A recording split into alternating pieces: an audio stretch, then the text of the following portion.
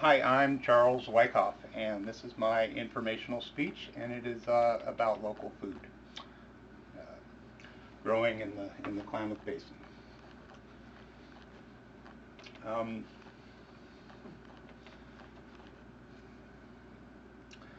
we're all consumers, and as consumers, we try and make smart decisions, wise decisions about how and why we buy the things that we need in our lives.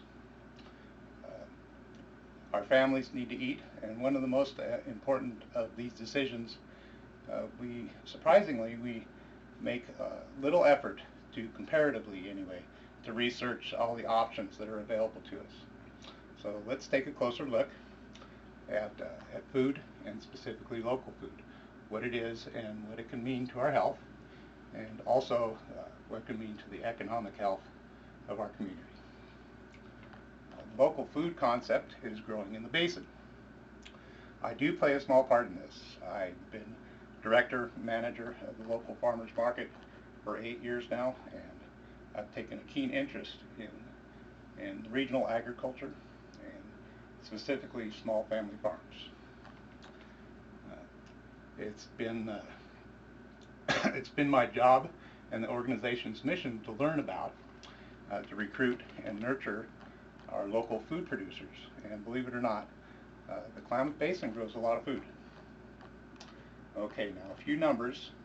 According to the U.S. Department of Agriculture, the Ag Census, Klamath County ranks 5th out of 36 counties in the state of Oregon for food-producing counties. That's really huge. That's considering the altitude here and our short growing season. That's pretty good. 5th out of the whole state. Klamath Basin also ranks 69th in the country, and that is out of 2,800, more than 2,800 counties in the whole country in the U.S. So we grow a lot of food here. Much of this is grain, barley, that's #1 in the Klamath Basin in the state. Spring wheat is #3. And veggies, and not just taters, but all veggies, Klamath County ranks #5 in the state. Did you know that fruits and vegetables pack the most nutrition when they're ripe? Studies by the university across the country, and specifically done by Oregon State University, show that many nutrients are formed as the food ripens. But the moment they're picked, the sugars begin to convert to starch, and their plant cells begin to shrink, and they start losing nutrients. Nutrients begin to diminish. To compound the issue,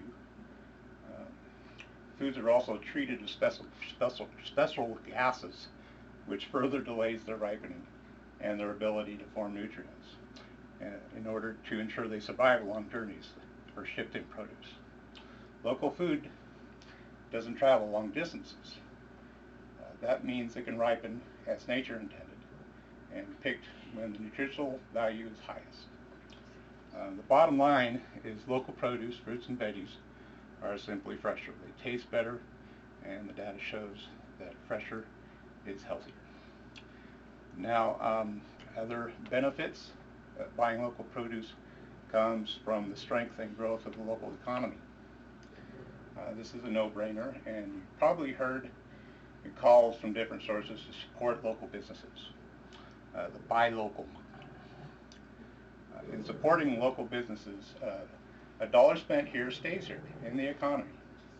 It goes to local payroll, to the owners, to the employees. Much of it goes to local taxes. And one of the things,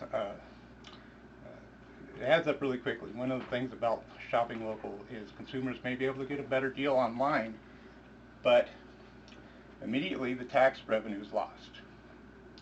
You know, we all want to save money, and I get that, but it's tax revenue that pays firefighters and police salaries. That tax base supports all kinds of different types of community development. Another benefit, jobs. Jobs. According to the U.S. Labor Department, small businesses accounted for 65% of all new jobs over the last 17 years. So we can all be part of the success story. We can all benefit from a strong, healthy community. It's easy to get caught up in the rush, the fast pace of life. But it's also important to slow down a bit, take some time to learn what each of us can do to affect the well-being of our communities, to take the time to learn of local consumer options, especially for food. So let's grow together as a community and support our local businesses, our small family farmers. The decisions and choices we make when shopping for our family's table, and also for all our other needs, should not be made in a vacuum. We have a responsibility to our family and to our community to educate ourselves and resolve to make wise choices about how and when, where we source the food that we eat. Thanks for listening, and thanks for your consideration.